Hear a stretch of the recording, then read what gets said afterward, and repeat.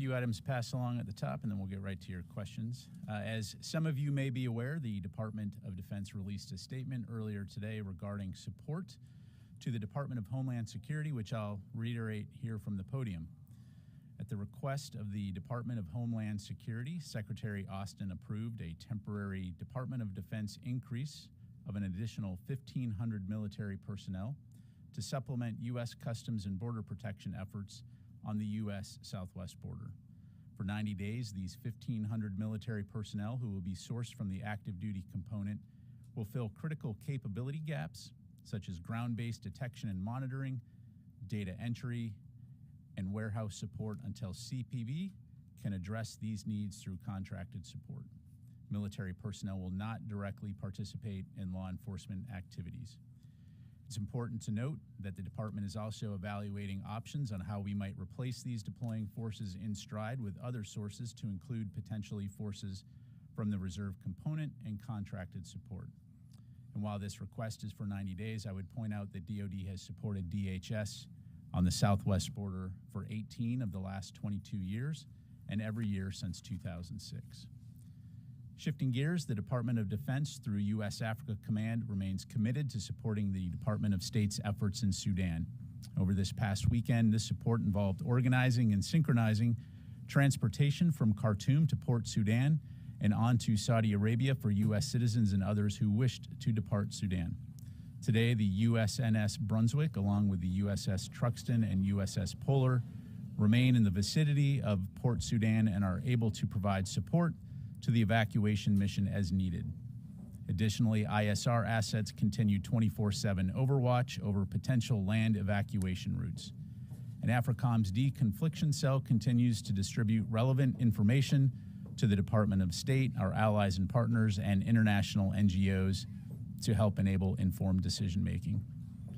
Looking ahead, Secretary Austin looks very forward to welcoming Philippines President Marcos to the Pentagon tomorrow. It's important to point out that we're standing at a transformational moment in the U.S.-Philippines alliance. We've made great strides recently in advancing our bilateral defense relationship, from announcing 4 new enhanced defense cooperation agreement sites to successfully completing the largest ever iteration of our annual bilateral exercise, Balikatan. Secretary Austin and President Marcos will discuss a wide range of security topics, including support for the Philippines' defense modernization efforts and expanding operational cooperation in the South China Sea. Separately, the Department of Defense is joining with the U.S. Small Business Administration and our interagency partners in celebrating National Small Business Week, April 30th through May 6th. As many of you know, small businesses play an absolutely vital role in securing our nation. In fact, more than 70% of the U.S. defense industrial base is made up of manufacturing companies with 20 or fewer employees. The department released a new small business strategy in February of this year and has a range of programs to both assist and encourage small companies to do business with the DoD. More information on DoD's small business initiatives can be found on the DoD website. Finally, the Department of Defense Outreach Office is proud to announce the premiere of Chopped Military Salute on the Food Network, hosted by Tim Allen. The 5-part tournament features 16 active duty chefs from the U.S. Navy, U.S. Air Force, U.S. Marine Corps, and U.S. Army, competing with their service for a slot in the final joint service competition.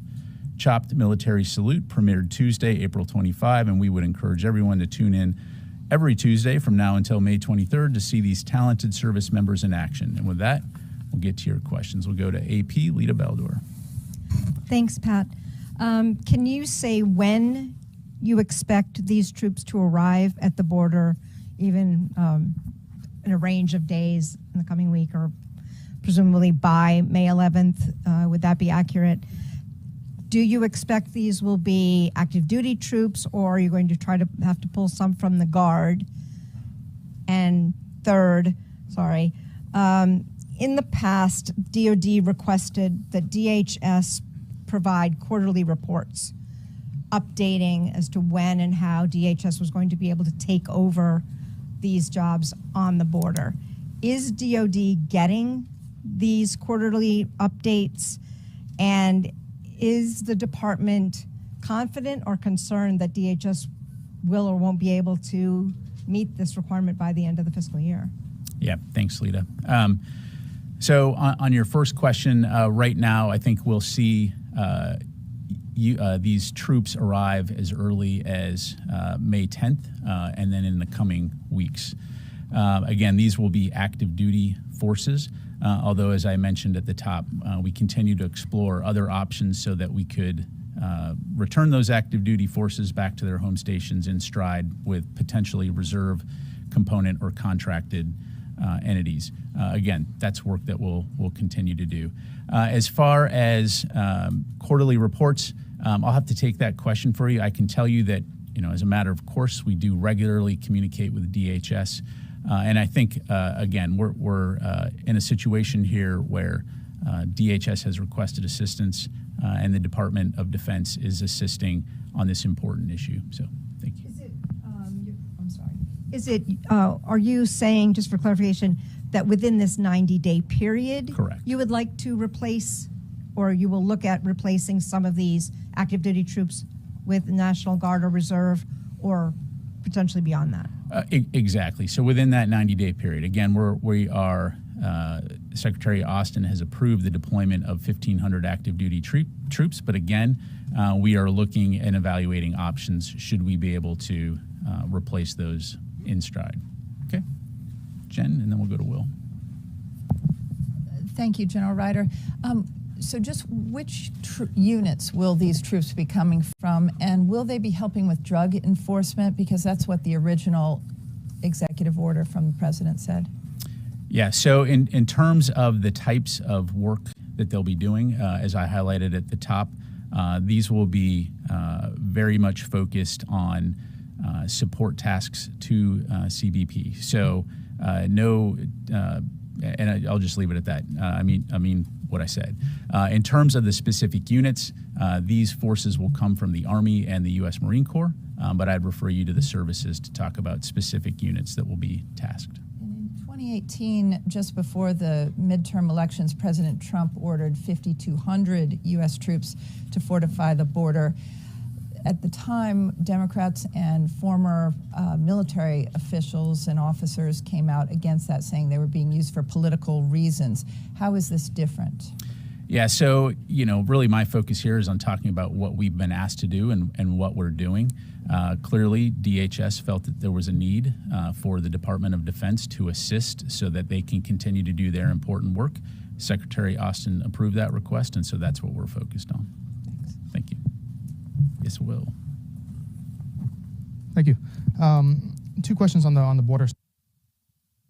What is the current troops who were there prior to the 1,500 being deployed, and what necessitated this additional deployment now? Was it the changes on May 11th that are coming up, or is there any other reason regarding it? Yeah, that's correct. So, in light of the changes on May 11th and the anticipated surge, DHS did reach out and request this support. In terms of the number of U.S. military that are there now, there are approximately 2,500 U.S. military who are National Guard forces. They are focused, again, on supporting CBP with detection and monitoring and aviation support. Tony? I have a couple non-border questions. Ukraine, are there any PDAs or Ukraine Security Assistance Initiative contracts in the works that may be released in the next couple of weeks to help the potential spring offensive? So first of all, I don't have anything to announce today in regards to any upcoming security assistance packages, although broadly speaking, we will continue to support Ukraine with security assistance going forward, and as we have been doing. I'm not going to get into the specifics on timing in terms of any potential counteroffensive, other than to say from the very beginning, we've been working closely with Ukrainian leaders, with our allies and partners, to assess what Ukraine needs to defend their sovereignty and to take back their sovereign territory. A different part of the world, South Korea. Last week, the White House announced a nuclear-powered submarine would visit. Just to clarify that, roughly when might that happen? And will this be an Ohio class that carries nuclear missiles, or it will be one of those SSGNs that just carries Tomahawks? Yeah, so in terms of the timing, Tony, I'm not going to get ahead of or announce any timing of a deployment.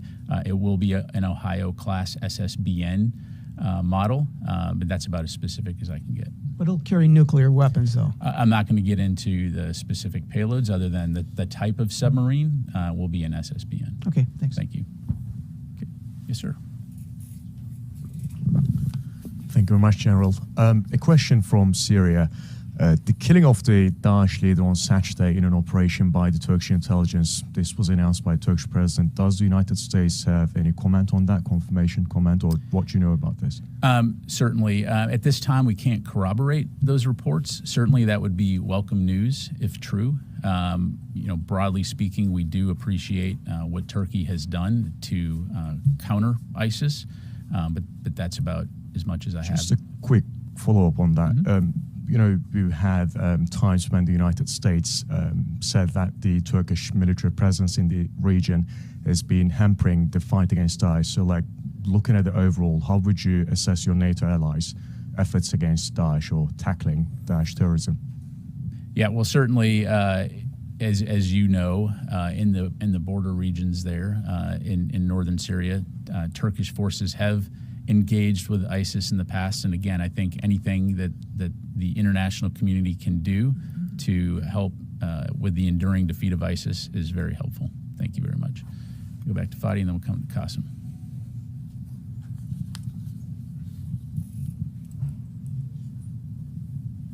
The evacuation from Port Sudan to Saudi Arabia. So I was wondering if you can give more details on the type of activities they were involved in throughout the weekend and up until now in this supporting role?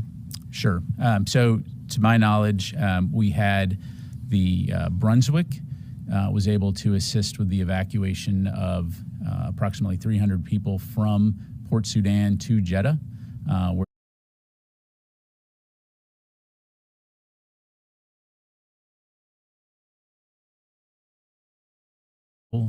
to transport any additional citizens or others who may require transport out of Sudan. And the other two ships are just in the sea in case they were called upon to be involved? Correct. Just to provide us with options should we need that capability. Thank you. Thank you. Qasim. Thank you, General. I have two questions, actually. One follow-up. So has there been any communications between Turkish and American militaries with respect to the killing of the ISIS leader? I don't have that. I don't know, Qasim. I would refer you to EUCOM to ask them what type of communication there may have been. Okay, and then second question. We have seen Russians have increased the barrage of missile strikes in Ukraine. Can you update us on the battlefield currently in Ukraine? Sure. Broadly speaking, we continue to see heavy fighting in Bakhmut. Again, it's been tenuous for a while there now. As you highlight, we've seen Russia firing missiles into civilian infrastructure. Again, nothing new, unfortunately, for them, but largely along the front lines, it continues to remain static. Thank you.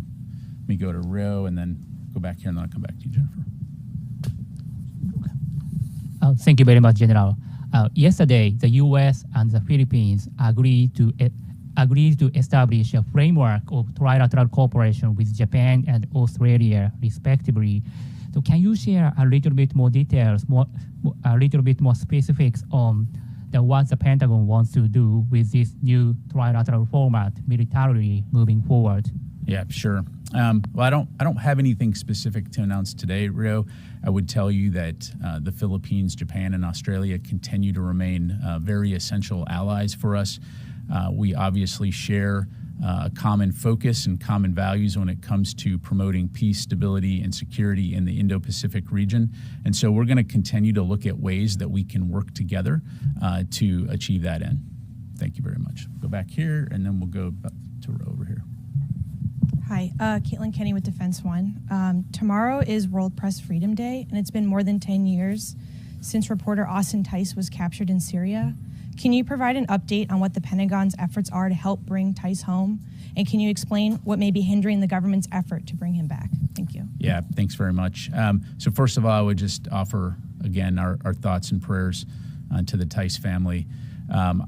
while I don't have an update to provide today from the Pentagon in terms of efforts to recover or find Austin, I would say that we do continue to recognize the important work that journalists like Austin or Evan Gershkovich and many others have done and continue to do around the world to report on important issues as part of a free and independent press. Thank you. Ro. Thank you, General. I have a follow-up question on the visit of Philippine President Marcos to the U.S. So yesterday, White House announced that two countries are adopting a new defense guideline. So through this new defense guideline, how can U.S. and Philippines prepare for the potential contingency in the region, including the invasion of Taiwan? Sure. So we'll obviously have much more to provide tomorrow after the president's visit to the Pentagon. To underscore your point, you've heard the White House talk about the fact that the United States and the Philippines will be adopting bilateral defense guidelines. And what these will do is help to institutionalize key bilateral priorities, mechanisms, and processes that will help deepen our alliance. What we're looking to do here is look at enhanced bilateral planning, information sharing, accelerated defense capability development, and collaboration on emerging security technology. So again, we'll have much more to provide in the days ahead. Thank you, Jennifer. And then I'll go to Mike. Just a quick follow-up, General Ryder. Why are these active duty troops being sent to the border and not National Guard? Is this just an effort to message to the tens of thousands of migrants on the other side of the border not to come across by using active duty troops? Because I seem to remember a few years back when the Trump administration wanted to send troops down there that there was concern by using active duty troops that you would affect readiness. Yeah, so really this is about being responsive. DHS has asked us for this support.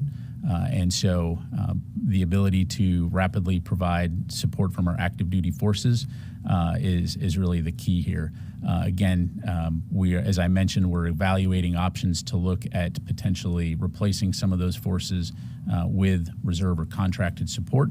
And as you know, calling up reserve component forces involves some time associated with that. And so by tasking the active duty forces, we're able to meet this request very urgently and support DHS. And so it won't affect readiness? It will not affect readiness.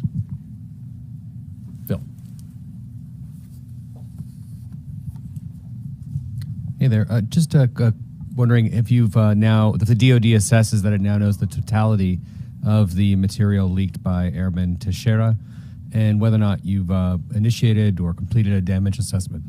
Thank you. I'm sorry, Phil. Can you say that first part again? Yeah, whether or not the DoD now assesses that it knows the totality of the material leaked by Airman Teixeira, and whether or not you've initiated or completed a damage assessment. Thank you. Yeah, so that work is ongoing. As you know, the Secretary directed that we do a comprehensive review of the impact of that leak. And so that work is ongoing, as is the criminal investigation into the airmen specifically.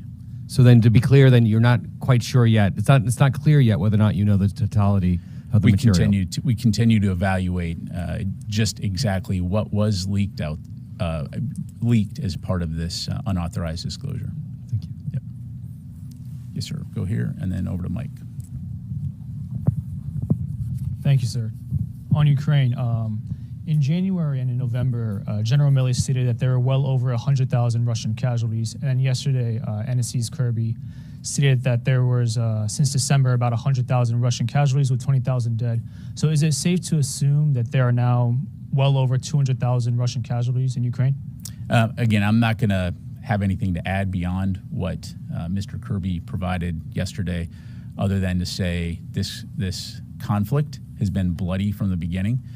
Russia's invasion has caused the death of thousands and thousands of people. And again, another reason why we would call on Russia to end this needless and senseless war as quickly as possible, immediately. Thank you. And last question, go to Mike here.